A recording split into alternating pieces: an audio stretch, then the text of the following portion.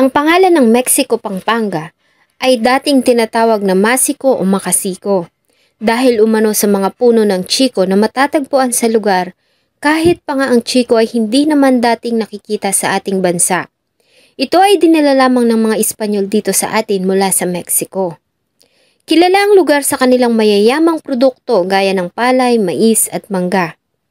Ang kwento po natin ngayon ay mangyayari sa isa sa mga nasasakupang barangay ng Mexico, Pampanga.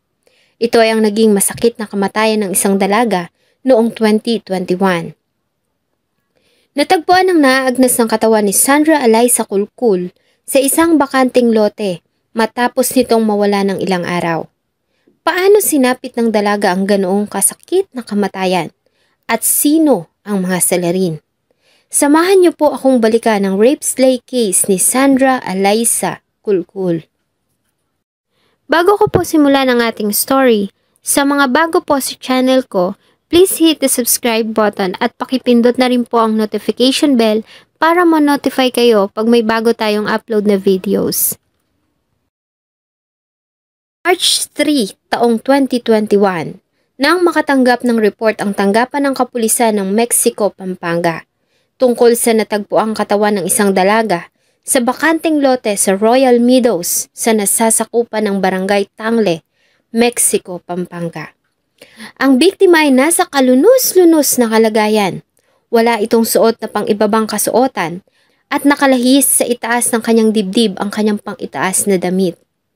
Ang biktima ay kinilalang ang 17 anyos na dalaga na si Sandra Alaysa Kulkul at residente ng Barangay Pandakaki, Mexico, Pampanga. Ayon sa pamilya, ay huling nakitang buhay si Sandra noong March 1, 2021. Umalis ito sa kanilang bahay sakay ang kolong-kolong, ngunit hindi na ito nakauwi. Kinabukasan March 2, 2021, ay nagsimula ng mag-alala ang mga kaanak ng biktima, kaya naman ay nagdesisyon na sila na hanapin ito. Ayon sa isang kakilala na si Ariel Pamintuan, ay nakita niya ang dalaga noong hapon ng March 1, 2021. Sakay ang kolong-kolong nito. At ayon sa kanya, ay inutusan niya ang dalaga na bumili ng karton sa BetSmart, ngunit hindi na ito nakabalik. Kasama din si Ariel Pamintuan ng pamilya na naghanap sa dalaga. Una silang dumulog sa tanggapan ng barangay. Noong Tuesday may pumunta sa akin sa barangay. Nagpapareview po ng CCTV yung pong bagong boyfriend po ni Sandra dahil nireport po nawawala. Agad naman na nireview ang mga CCTV footages sa mga lugar na maaaring dinaanan ni Sandra. At sa nasabing footages ay nakita nila ang dalaga sakay ang kolong-kolong nito, ngunit hindi ito nag-iisa dahil may sakay itong isang lalaki. Ngunit dahil sa malabo ang kuha ng CCTV, ay hindi na nila ito mamukhaan. Sa pangunguna ng barangay captain ng Barangay Pandakaki, ay nagtungo sila sa ilang mga establishment kung saan huling nakita si Sandra. At nagbakasakali na may mga CCTV sa lugar at hindi naman sila nabigo. Nireview po namin CCTV namin, may nakita kami mga footages, pero malabo. Ngayon po nasabi sa amin na si Sandra Robo bumili ng karton sa may BetSmart. Dahil kilala naman po natin yung may-ari doon sa grocery yun, nakipagtulungan po kami para makuha po ng clear view ng CCTV footage. Dahil ilang CCTV footages pa ang kanilang nakuha, kung saan ay nakita si Sandra kasama ang isang lalaki. Ang lalaki agad namang nakilala ng nobyo ng biktima na si Alex Digia Aldea, na kasama niya na nagtatrabaho bilang isang construction worker. Kinalaki po nila yung pinapit nila, kaya doon ko po nakilala. Pagkakilala ko po talaga kay Alex ay nalista po yung trabaho, nang malis po si Alex sa trabaho. Hanggang sa di na po nakabalik. Kasi iba na po yung bumalik si Ariel po. Sa ginawang follow-up operation ng March 5, ay inimbitahan ng mga pulis sa kanilang tanggapan si Aldea. At dito ay nagbigay ito ng kanyang salaysay at may pinangalanan pa itong dalawang lalaki na may kinalaman umano sa pagkamatay ni Sandra. Ayon kay Aldea, ay totoong nakita niya at nakasama ang dalaga noong hapon ng March 1, 2021. At inamin nito na siya nga ang lalaki na nakitang kasama nito na sakay ng kolong-kolong at nakuhaan ng CCTV. Hindi Ardea na nagsasabi po ng totoo na nangyari po kay Sandra. Yung Lunes po ng bandang alas 5 po, napauwi na po ako ng galing po sa trabaho. Nakita po kami sa mismong Benjamin. Ngayon, nagpalibre po sa akin si Sandra ng sigarilyo. Linibre ko po siya. Ngayon po, sakto, bumibili siyang karton. Inutusan ni Ariel. Ngayon po, sakto, magpapagas rin po si Sandra. Maliban dito, ilang detalye pa ang sinabi nito na talaga namang nakakagulat. Ayon kasi kay Ldea, ay planado ang ginawang pagpatay sa biktima. Ayon sa kanya ay matagal ng korsonada ng kaibigan at kumparing nagnanghalang Ariel Pamintuan ang biktima. At ayon pa dito, ay nabuo ang plano noong pang February 15, 2021. Kasi nakaplano po yan. Nag-usap po kami ni Ariel na ang tabayan ng camp ay na bantayan ko si Ariel, si Sandra para kung may mangyari man, ako yung nakapront. Ngayon po, setup ni Ariel, ako yung lumalabas na nagsisetup. Ngayon po, sinabi po sa akin ni Ariel na ang tabayan ng si Sandra kahit sa magpunta. Ayon sa kanya ay sumakay siya sa dalaga noong hapon ng March 1 at niyaya ito sa bakanting lote sa Royal Meadows para magmeryenda. Nang makarating sa area, ay sumunod sa kanila si Ariel Pamintuan sakay ang motorsiklo nito kasama ang isang lalaki na si Edgar Torres. Si Ariel po Pamintuan, siya po yung parang kinukumpare ko na kasi inaanak ko po yun. Yung isa, ayun po yung nakabacklight kay Ariel sa likod ng motor. Ayun pong relasyon ko sa kanya. Si Ariel sa akin, sinabi niya yung gusto niyang gawin na plano. Yun, that time na nakita kami ni Sandra sa Benjamin, nagpalibre, di ko na po rin alam po na sumusunod na sa akin si Ariel na sa time na wala sa CCTV para hindi siya sumagi sa CCTV. Time na kalahati ng mga February po, February, mga bandang 14, 15, ganyan po yung nakapla po. Yung plano na po yun na March 1, sakto. Ayun na rin pala yung oras na yun. Yung plano na sumasagi na sa utak ko. Bali, ayun na yung sinasabi na sa akin ni Ariel.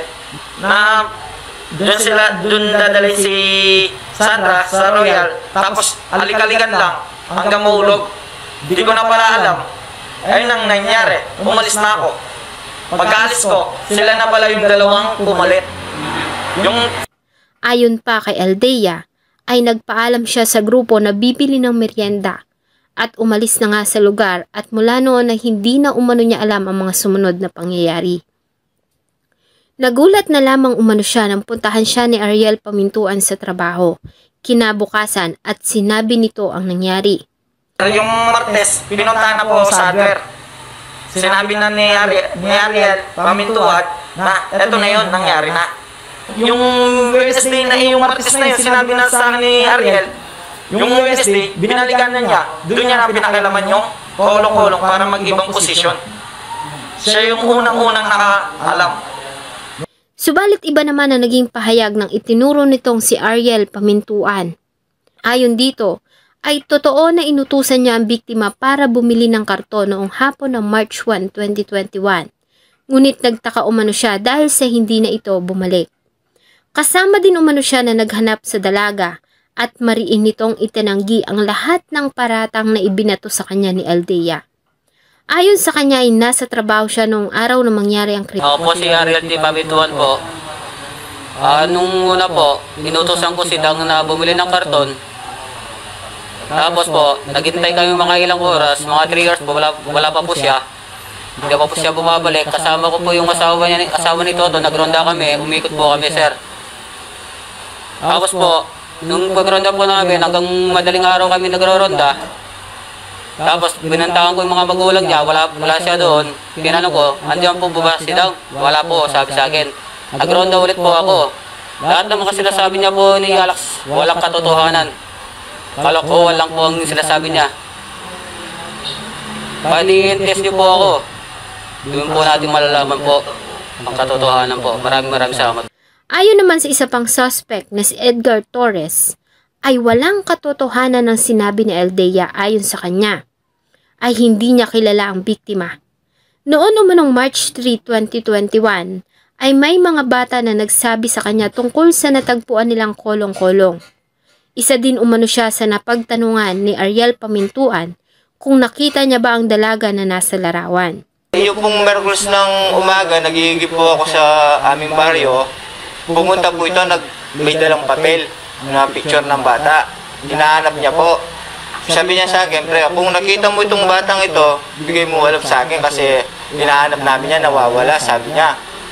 O sige, sabi ko, tapos biniro ko pa nga siya, walang number yung picture na ano, paano kita matatawag kung walang number? O, tapos umirap sa mga kapitbahay namin.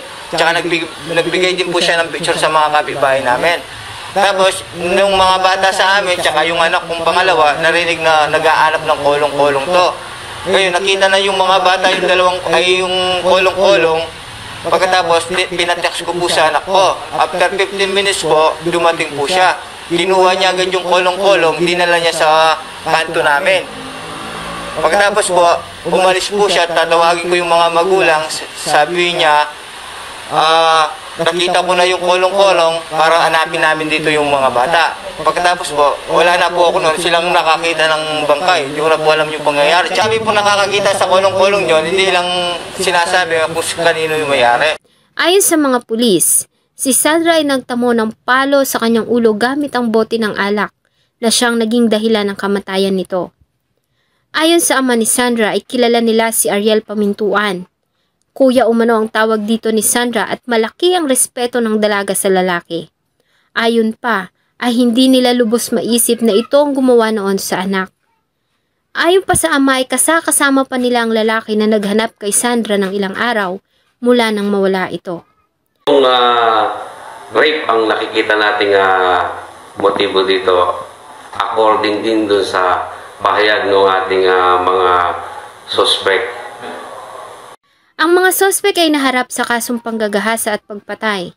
Ngunit sa kasamaang palad, ang mga suspect ay pinalaya ayon kasi sa Mexico PNP Chief na si Lieutenant Colonel Angel Bundok Jr.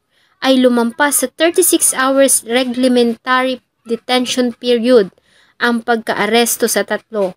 Wala rin umanong extrajudicial confession o sinumpaang salaysay sa harap ng abogado na ibinigay ang tatlong akusado. Kahit pa nga ang mga ito ay nagbigay ng mga salaysay nila sa harap ng media. Ngunit hindi naman umano ito nangangahulugan na absuelto na ang mga sospek sa asunto. Hanggang ngayon ay dinidinig pa rin ang kaso sa mababang hukuman ng Pampanga. Ngunit ganun na lamang ang sama ng loob ng pamilya dahil sa tila mabagal na pag-usad ng kaso. At ang nakakalungkot pa ay patuloy na nakakalaya ang mga taong may kinalaman sa nangyari kay Sandra. Sa ganitong mga pangyayari ay masisisi ba natin ang pamilya kung pagdudahan nila ang proseso ng ating batas? Ang katarungan nga ba ay para lang sa mapepera? Paano na lang ang mga biktimang kagaya ni Sandra Kulkul at ang kanyang pamilya na sa kabila ng kahirapan ay patuloy na nananalangin na sana ay magkaroon na ng katarungan ang pagkamatay ng kanilang anak na si Sandra. Ganyan pa nangyari po sa anak ko. Halos hindi na nga po kami kumain. At ganyan pa po yung ginawa nila sa anak ko. Sinasa pa nila, pinilitan pa ng ulo, ng lieg. Saka yung niya, pinag-ano dyan. Saka yung pinilitan pa po dito. Ano po yung sabi nila, nakita po nila. Na po ay nagustuhan nyo ang isa na namang malungkot na kwento na akin pong ibinahagi. Marami pong salamat sa patuloy na pagtangkilik ng akin pong mga videos. Huwag nyo pong kalimutang mag-iwan ng inyong saloobin at suggestion sa atin pong comment section. Thank you so much po and see you on my next video.